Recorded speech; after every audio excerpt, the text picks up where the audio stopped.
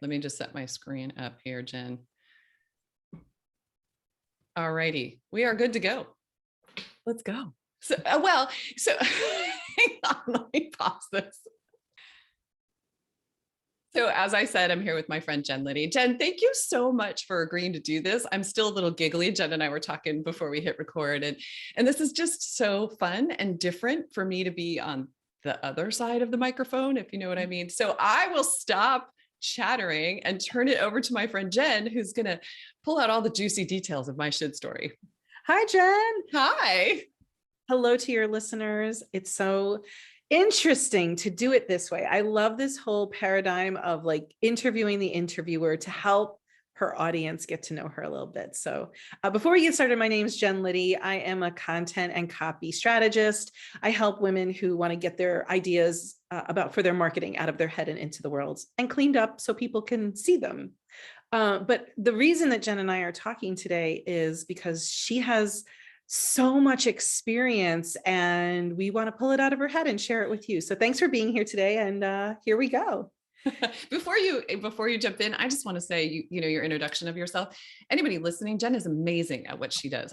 We are friends, but I have worked with her as well. So I just want to give you that little plug before we jump in. You're welcome. So Jen, when you and I started working together, you were and still are a life coach. But one of the things you were really struggling with is, what's my way into working with people? Who am I as a life coach? Which I think is something a lot of life coaches struggle with. Yeah. And very quickly, we kind of learned this idea of people shoulding all over themselves and having these ideas about what they should do or have to do or are obligated to do.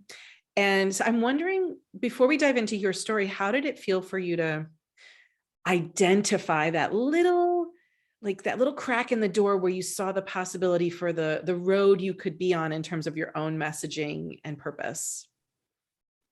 Oh, I don't think I've really ever thought about that before.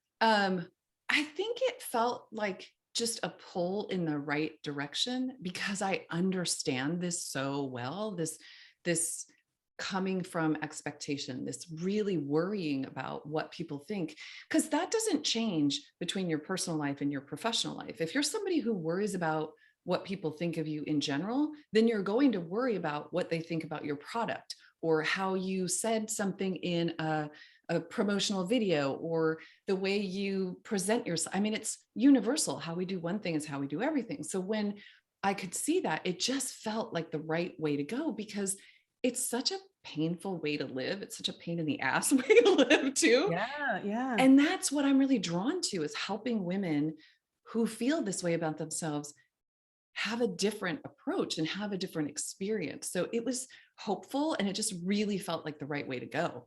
Yeah. And it was almost like you were able, because I witnessed it. It was almost like you being able to put a label on it and almost like put it on a shelf and be able to take it down and examine it. And like you could see how shoulding seeps into everything. Yeah. And then I think you also could see how it was everywhere around you with the people and it was outside of yourself also. Oh yeah. Yeah. It's interesting how you said, you kind of label it. And I've actually been doing a lot more of that in my coaching recently on really helping women to take sort of these overarching stresses like overwhelm and anxiety. And let's break this down a little bit further because it is too much when you're like, I'm just overwhelmed, because then you can't get out of it. And so taking my client and sort of breaking it down to oh, here's what it feels like when you're shoulding on yourself, and then, other various things. But that should, like you said, it's almost this bucket. It's this category of things that we do to ourselves, and identifying it helps us to be able to move through it. So that's what it's like for me, is looking at that particular behavior, how it impacts their lives, and how do we shift that? Because man, when we do, the outcome is so good. So I want to take you back to a place before you really identified that you were shoulding, a place far before you even knew you could do anything about the shoulding, right? What was that like for you? What was your life like? I said to you before we started, I've been not really trying to think about this because I want it to be very organic. Mhm. This is the one place that I did think about, like, how long have I been shitting on myself? And Mm. it's my whole life. And if you think back, I mean, I'm not that different than everybody else, but when we're young, we really want to fit in.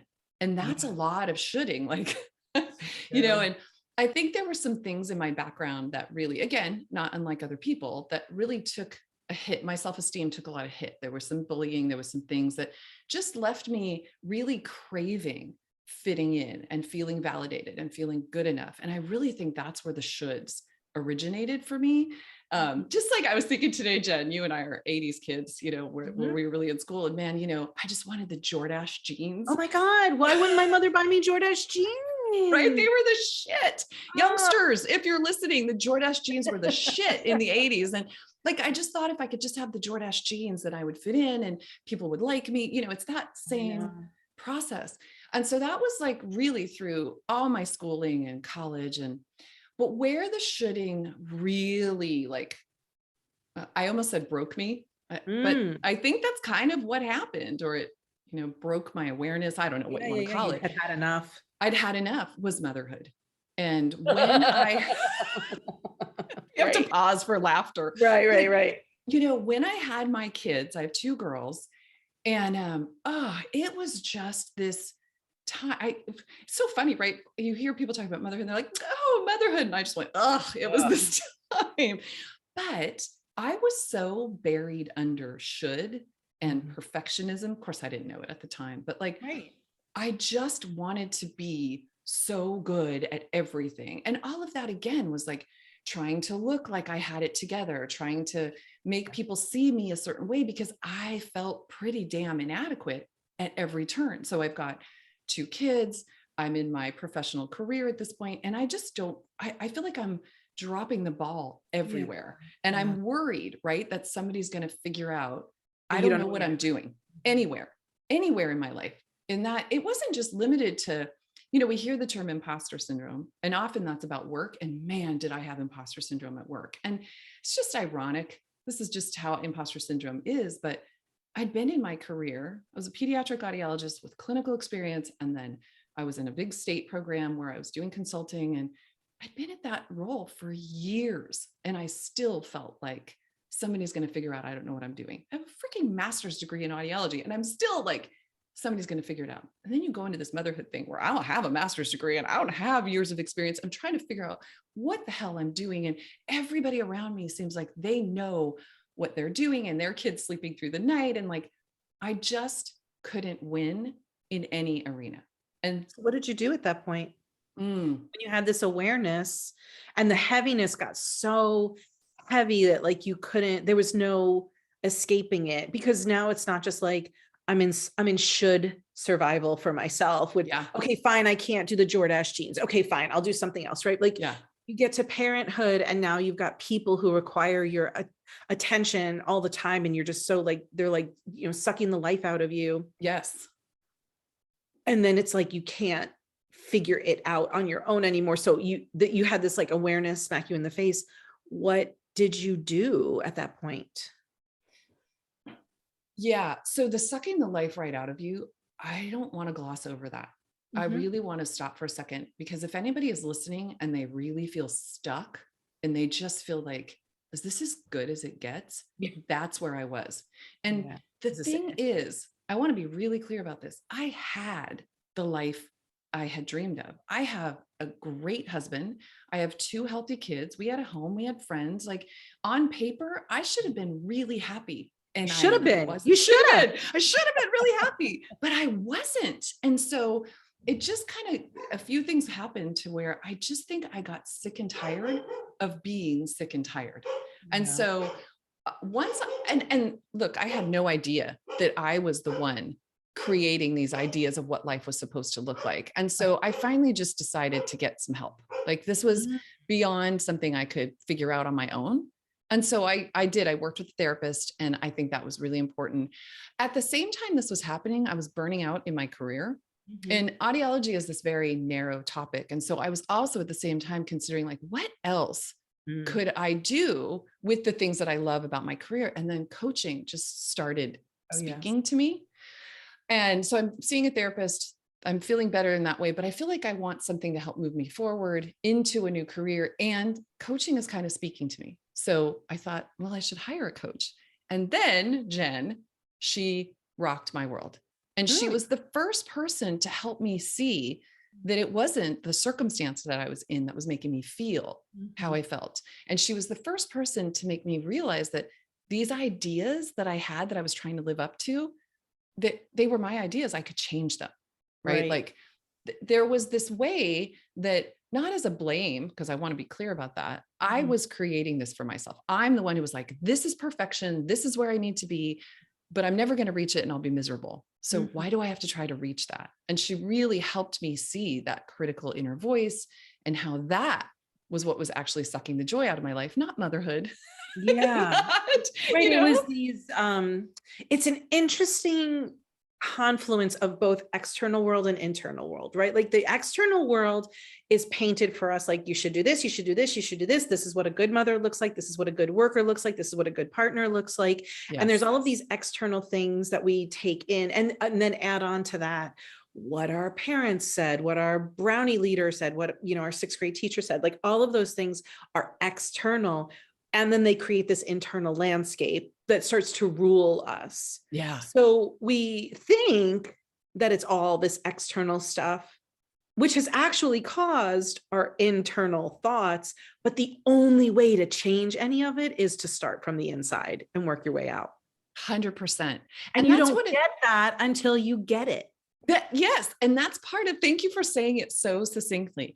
That is why I do this podcast, is because most of us don't realize that we have absorbed this social conditioning, these Yeah. social ideals, and we think that that's just how it's supposed to be, and Right. don't really think to question it.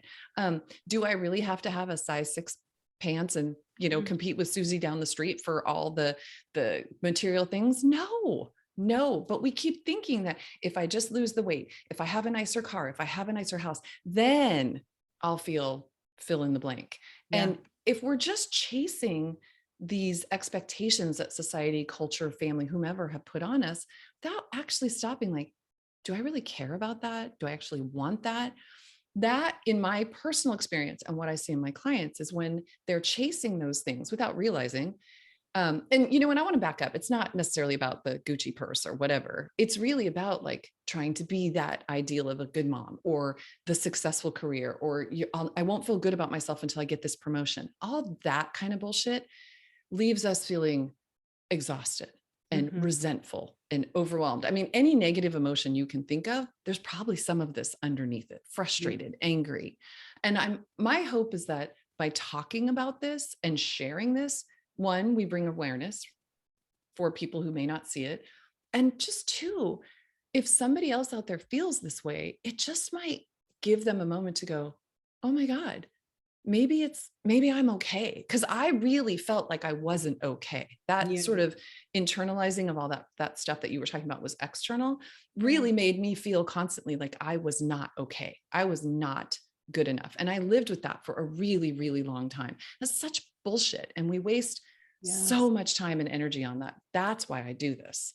You know what I think happens too is in the life coaching world. No, I'm not a life coach, but in the life coaching slash personal development slash self-help, whatever you want to call it, world, you get surrounded by people who are doing this mindset work or who are doing self-care work or whatever.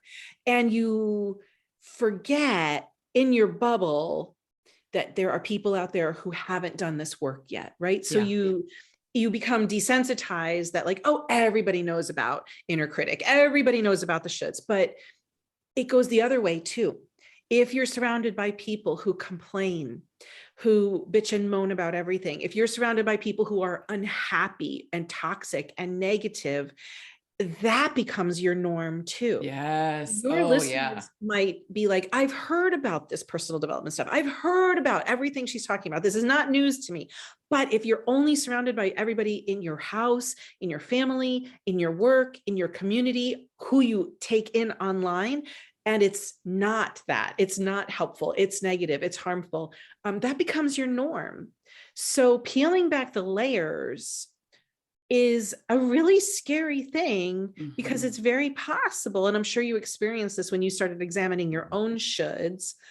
Oh my God, what if I stop thinking that I should do that? What if I stop thinking I have to do this? What if I stop doing this thing?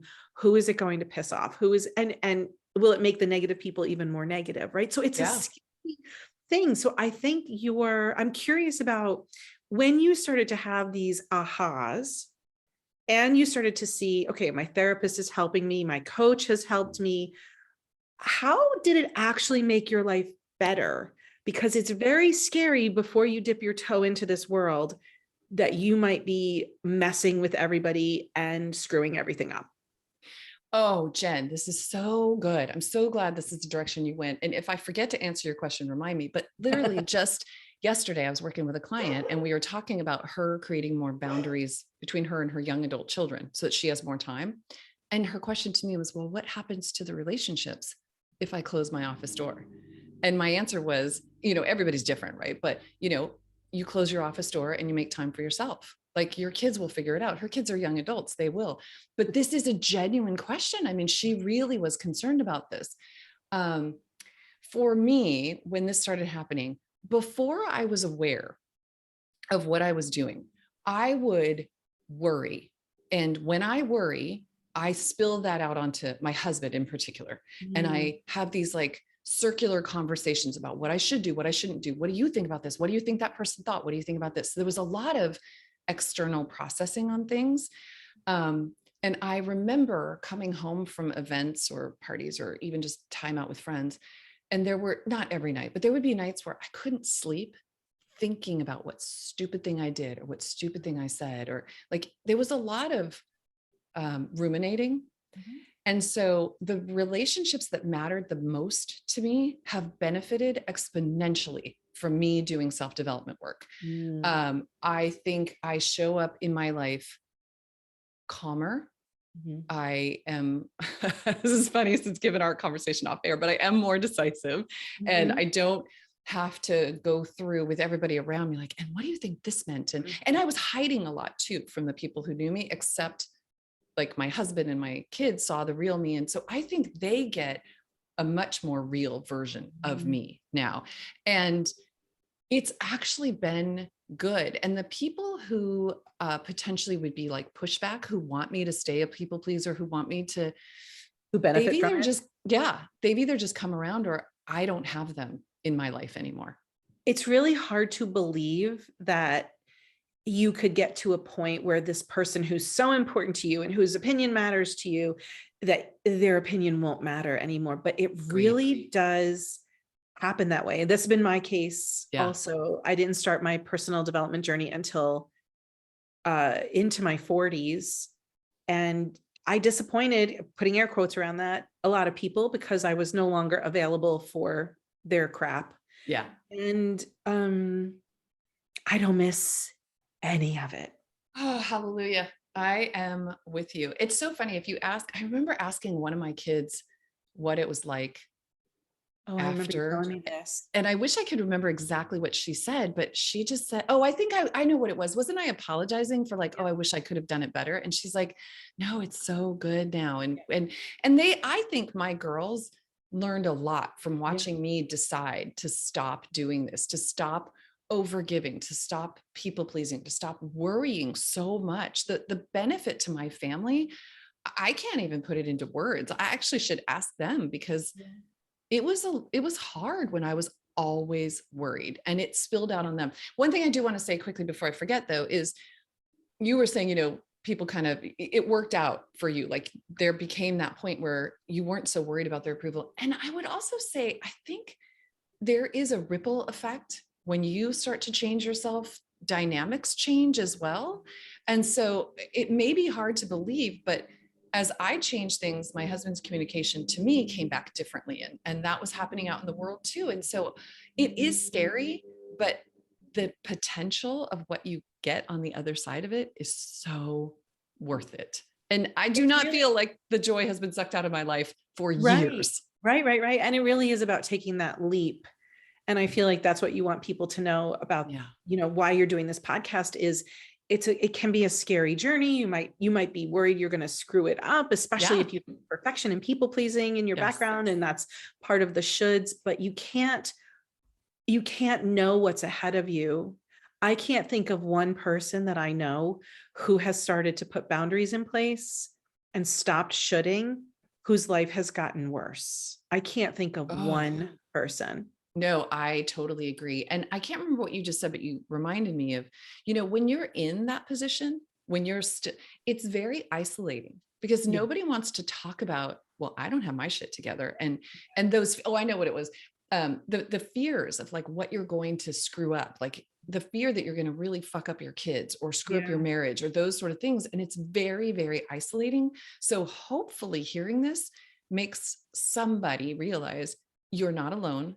You're not Mhm. a weirdo. This is so much more common than you realize. Imposter syndrome is everywhere. Shooting on yourself is it's just what happens.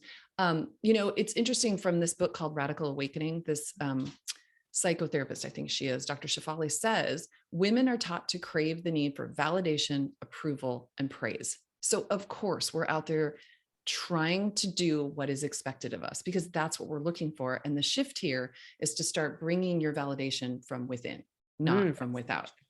Yeah. What do you think if people, and I know you're going to explore this as you have your interviews on your podcast, but how have you seen your clients' lives get better when they start to make that shift? Oh yeah. This is the privilege of the work that I do is I get to watch this. Mhm. Um, it's in small ways. It's like, better communication with their kids. That's actually not small when I say it like that. Mm, But I was thinking of one client in particular who says, I literally saved her marriage, that mm, being able to open up and get into a more vulnerable position and say what she needs to say to her husband instead of kind of showing up as the not dutiful wife. She's no June Cleaver, don't get me wrong. But, mhm. instead of doing what was expected and getting really honest, they were able to save their marriage. That was a huge one for me. Other things I've seen women do, start businesses for Mm, sure. I have one client who launched a business and then did a total left turn from a coaching business and now owns a brick and mortar boutique and is like the happiest person, but she used to be corporate. Um, Raises, new jobs, and that all comes from like being able to speak up and stand up. But mhm, I think the biggest thing is the relationships. I think what happens to people's relationships in the improvement, those are the most important things to us, the people that we love. The jobs and all of that are important as well, don't get me wrong, but I think central to all of us is our connections to the people that we love. And that when you do this kind of work, when you start coming from a place of value in yourself, you show up so differently and you're able to speak up. And maybe it's losing a relationship that wasn't good for you, or maybe it's improving a relationship that was there, or finding, oh my gosh, I have one client who found the love of her life in her 40s mm. after really coming into her own. So I think the improvement in how you feel about yourself, how you talk to yourself, impacts how you show up in the world. And then that all ripples out. My husband will, when we look back on where we were before I started because I started doing self-development work and he just kind of came along for the ride and absorbed it by osmosis. He certainly never did any on his own. But it has made the entire family better. Yeah. But more importantly, like I just like myself better. Because when you are in that Yeah. perfectionistic, people pleasing, shoulding, overwhelm, no boundaries, terrible communication, overthinking everything state, you're so exhausted and you're like, I could have done that better. I could have done that Yeah. better. I could have done that better. And it's like you hate yourself all day long. Yeah. And John and I always laugh about like, I'll do something now. And I'm like, can you imagine if like what that would have been like 10 years ago? And he's Oh, like, oh yeah. my God, and you never would have done it that way. And so, yeah, I think that ultimately you get to like yourself better and more easily. And it, even if you can't believe that, because you were believing all along, like, oh no, the only way I like myself is I can fit into those size 6 jeans and I Yeah. have the Gucci purse and we drive this car and I did all the things and I made the cupcakes, right? Like I did all the things. That's how I'll like myself. But I promise you that that's not the way. And I think that that's what you want people to know by listening to this podcast. 100%. I think You just nailed it. That piece about, it's not about checking off things Right. and then you're It going to doesn't like work your, that way. no, you're not going to love your life. It's all about liking yourself. And when you You like really do. yourself, it affects everything. I think that is exactly where we needed to go with this, Jen. Thank Yeah. you. This is Well, why you're here. I always laugh because I think about Whitney Houston's song, like the greatest love of all is loving Oh, yeah. yourself, and Michael Jackson's Man in the Mirror, and you have to love yourself. And I'm like, I think neither of those two people actually knew how to do that. And that's why they ended up the way that they did. And Yeah. we're always told you should like yourself. You need to like yourself. You need to like yourself. It starts from within. But most of us have no idea how to friggin' do that. Yeah. And that's why I think your podcast is so important, because it's a way in a way that's realistic and reasonable and no bullshit. Like, let's talk about it. Because Yeah. Whitney singing it, like, it didn't work for her. I love that. And as we're wrapping this up, I just want to say, kind of going back to that, the way that women are taught to crave the need for approval, validation, and praise. There's no way that you can love yourself if you've been conditioned your whole life to look outside of yourself for that. Yes, And yes. so to tell someone, just love yourself. It goes Oh, against okay. all your, okay, yeah, right? Just stop doing that. Oh, okay. Is that how therapy works? Oh, just stop doing that. Oh, okay. Yes. And so I love that that's where we're at. It's not that simple. It is possible. It's possible to love yourself, but to just go, just love yourself. It's a little more complicated than that. Yes. Jen, thank you so much for coming here and helping me share my story. This was way more fun than sitting in front of a microphone alone, which is why I decided to ask you to be here as my guest, helping me out today. Thank you for walking me through this. Thank you for sharing your story and your perspective. My pleasure. I hope it went where you wanted it to go. I love it. Thanks, Jen.